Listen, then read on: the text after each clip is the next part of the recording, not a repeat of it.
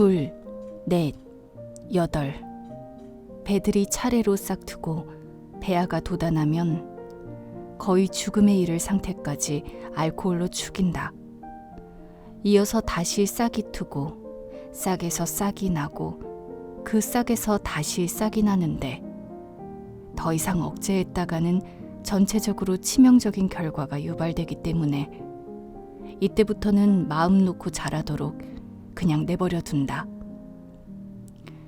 이쯤 이르면 본디 난자는 8개에서 96개의 태아가 되어가는 순조로운 과정으로 접어드는데 이것이 자연을 경이적으로 발전시킨 과업이라는 사실에 누구나 동의할 것이다. 난자 하나가 우발적으로 갈라져서 옛날 모체바라 시절에 찔끔찔끔 둘이나 셋씩 태어나던 일란성 쌍둥이들이 사실상 한꺼번에 수십 명씩 태어난다. 수십 명씩 말이다. 국장은 하사금을 나눠주기라도 하는 듯 두 팔을 휘저으며 되풀이해서 말했다. 수십 명씩. 하지만 학생 한 명이 그만 어리석게도 그래서 무슨 이득이 생기느냐는 질문을 했다. 이봐 학생! 국장이 그를 향해서 휙 돌아섰다. 그것도 몰라? 그걸 모르겠다는 말인가? 그는 엄숙한 표정을 짓고 한 손을 들었다. 보카노프스키 과정은 사회 안정을 위한 주요 수단들 가운데 하나라고. 사회 안정을 위한 주요 수단. 획일적으로 때를 지어 태어나는 표준형 남자들과 여자들. 보카노프스키 처리를 거친 단 하나의 난자로부터 생산된 인력으로 몽땅 운영되는 하나의 작은 공장. 96개의 똑같은 기계에서 96명의 일란성 쌍둥이들이 일한다. 열띤 흥분으로 국장의 목소리가 떨리는 듯했다. 너희들은 자신이 어떤 현실에서 살아가는지를 확실히 알게 되었다. 역사상 처음으로 말이다. 그는 세계국의 표어를 인용했다. 공동체, 동일성, 안정성. 화려한 미사여구.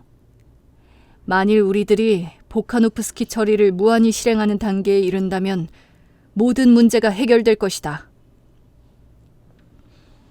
표준형 감마들과 다양성이 없는 델타들과 획일화한 엡실론들에 의해서 해결이 된다. 수백만 명에 달하는 일란성 쌍둥이들.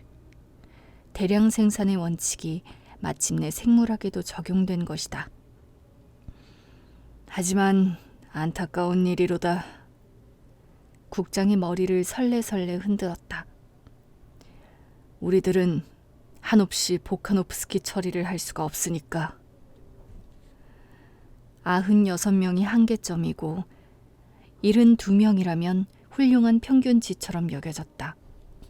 같은 난소로부터 같은 남자의 웅성 생식체로 그만큼 많은 일란성 쌍둥이를 한꺼번에 생산한다는 것.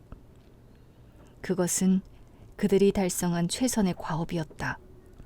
그리고 그나마도 쉬운 일은 아니었다. 그 까닭은 자연계에서는 200개의 난자가 성숙한 단계에 이르기까지 30년이 걸리기 때문이다. 하지만 우리들이 해야 할 일은 지금 당장 인구를 안정시키는 것이다. 25년에 걸쳐 쌍둥이들을 찔끔찔끔 낳아봤자 그게 무슨 소용이 있겠는가? 하기야 아무 소용이 없으리라. 하지만 콩깍지 기법은 성숙 과정을 굉장히 가속시켰다. 그들은 2주일 내에 적어도 150개의 성숙한 난자를 어김없이 생산해냈다. 수정시키고 나서 보카노프스키 과정을 거치면, 그러니까 72제곱을 한다면 모두가 2년 차로 나이가 같은 일란성 쌍둥이가 150명 무더기로 태어나 평균 거의 1만 1,000명의 형제자매가 생긴다. 그리고 예외적인 경우에 우리는 하나의 난소로부터 무려 1만 5천 명에 달하는 성숙한 어른을 생산해낼 수도 있다. 마침 그때 옆으로 지나가던 혈색이 좋은 금발머리 청년을 국장이 손짓해 불러세웠다. 보스터군! 혈색이 좋은 젊은이가 가까이 왔다. 단 하나의 난소가 올린 기록이 무엇인지 알고 있나, 보스터군? 이 본부에서는 1만 6,012명입니다. 포스터군의 거침없는 대답이었다. 그는 말이 아주 빨랐고 파란 눈에는 생기가 넘쳤으며 통계를 환히 꿰뚫는 자신에 대해서 노골적인 기쁨을 드러냈다. 189개의 일란성 배로 1만 6,012명을 생산했습니다. 하지만 물론 몇몇 열대지역 부하장에서는 실적이 훨씬 더 양호했죠. 그는 거침없이 읊어댔다. 싱가포르에서는 1만 6,500명 이상의 생산 실적을 자주 올렸고 몬바사에서는 1만 7,000명 목표를 사실상 달성했습니다. 하지만 따지고 보면 그들에게는 불공평하게 유리한 여건들이 갖추어져 있기는 했습니다. 흑인의 난소가 뇌하수체에 대해서 어떻게 반응하는지를 꼭 알아둬야 합니다. 유럽산 재료들만 다루는 데 익숙해진 사람에게는 그 반응이 굉장히 놀라운 것입니다. 그렇기는 하지만 그의 눈에 살기가 어리고 도전적으로 턱을 쳐들기는 했지만 그래도 웃음을 잃지 않으면서 청년이 덧붙여 말했다. 그렇기는 해도 우리들은 가능하기만 하다면 그들이 세운 기록을 돌파할 각오가 되어 있습니다. 저는 현재 무척 우수한 델타 마이너스 난소를 가지고 작업을 진행하는 중입니다. 겨우 생후 18개월밖에 안 된 난소입니다. 벌써 1만 2,700명의 아이가 출산됐거나 태아 상태로 생산됐습니다. 그리고 아직도 기능이 왕성하죠. 앞으로 우리는 그들을 이겨낼 것입니다. 나는 그런 정신 자세가 마음에 들어. 국장이 소리치고는 포스터군의 어깨를 두드렸다. 우리하고 같이 가서 이 소년들에게 자네의 해박한 지식을 베풀어주게. 포스터가 겸손하게 미소를 지었다. 기꺼이 그러겠습니다. 그들은 다시 이동했다. 저장실 안에서는 조화로운 분위기 속에서 모두들 부산하게 움직였고 작업은 질서정연하게 진행됐다. 적당한 크기로 절단될 준비가 된 싱싱한 암퇴지의 복막이 지하층의 내장 창고에서 작은 승강기에 실려 불쑥불쑥 올라왔다. 휙 올라와서는 철커덕 승강구의 뚜껑이 벌컥 열리면 병을 정돈하는 개원은 그냥 손을 내밀어 복막 조각을 집어 주름을 펴서 병에 넣어주기만 하면 그만이었다. 그러면 줄을 지어 세워놓은 유리병이 끝없는 핏대에 실려 손이 닿지 않는 곳까지 벗어나기 전에 휙 철커덕 또 다른 복막 조각이 밑에서 불쑥 올라와 당장 토막으로 잘려서는 느릿느릿 끝없이 돌아가는 핏대 위에 늘어선 다음 병으로 들어갔다.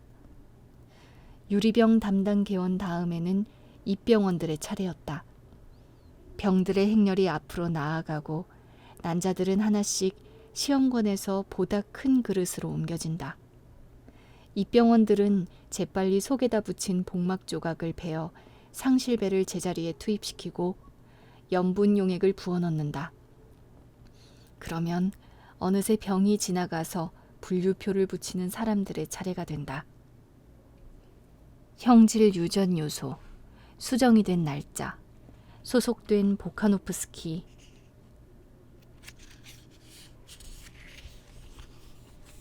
집단의 명칭 따위의 자세한 내용이 시험관에서 병으로 옮겨진다.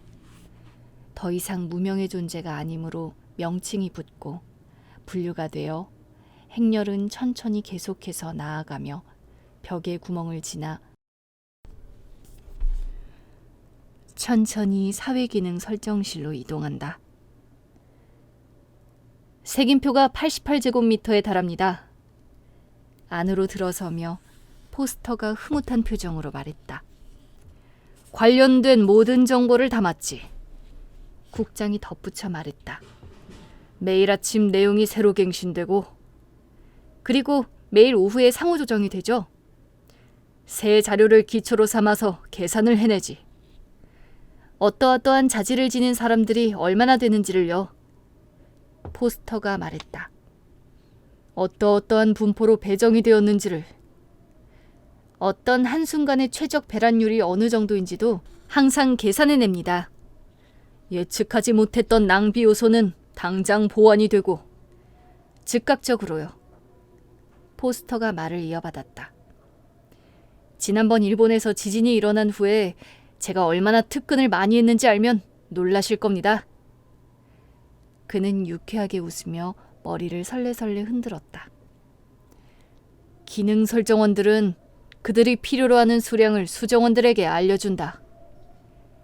수정원들은 청구한 만큼의 태아를 그들에게 내줍니다. 그리고 유리병들은 이곳으로 들어와 정밀하게 기능이 미리 설정된다. 그런 다음에 병들을 태아 창고로 내려보냅니다. 이제 그곳을 견학할 차례다. 그러자 포스터가 문을 열고 지하실로 내려가는 층계로 그들을 안내했다. 온도는 여전히 열대나 마찬가지였다. 그들은 점점 깊어지는 어둠 속으로 내려갔다. 두 개의 문과 이중으로 꺾인 복도는 낮의 기운이 조금이라도 지하실로 침투하는 것을 불가능하게 만들었다. 태아들은 사진을 찍은 필름이나 마찬가지예요. 두 번째 문을 열면서 포스터군이 우쭐거리며 말했다. 태아는 빨간 불빛 이외에는 아무것도 견디지를 못해요. 그의 뒤를 따라 학생들이 내려간 후덥지근한 공간의 어둠은 여름 오후에 눈을 감았을 때처럼 진홍빛깔로 보였다. 층층으로 운반대에 얹혀 실려나가는 수많은 불룩한 병들이 홍옥처럼 반짝였다. 흐릿한 붉은 유령 같은 모습으로 유리병들을 점검하며 돌아다니는 남자들과 여자들은 눈이 자줏빛이었고 아무리 봐도 낭창 환자 같기만 했다. 윙윙거리고 덜컹대는 기계 소리가 주변에서 나지막이 술렁거렸다. 학생들에게 창고의 재원을 가르쳐주게, 포스터군. 얘기하기에도 진력이 난 국장이 말했다. 포스터는 몇 가지 지식을 전해주는 일이 즐겁기만 했다. 길이가 220m, 폭이 200m, 높이가 10m였다. 그는 위쪽을 가리켰다. 물을 마시는 닭처럼 학생들은 까마득히 높은 천장을 올려다보았다. 1층 위로 이어지는 2층 통로와 3층 통로. 거미처럼 흉측하게 강철로 골격을 얽은 가늘고 긴 복도들이 층층을 이루며 사방에서 어둠 속으로 이리저리 사라졌다. 각 층의 입구 근처에는 붉은 유령 관리자 3명이 이동 층계로부터 목이 가느다란 큰 병들을 분주하게 부리고 있었다. 이동 층계는 사회기능 설정실과 연결되었다. 모든 병은 따로따로 분류해서 15개의 받침대 가운데 하나에 올려놓는다. 그러면 저마다의 받침대는 비록 육안으로는 보이지 않지만 1시간에 33과 3분의 1cm씩 병들을 운반한다. 하루에 8m씩 267일, 도합 2136m.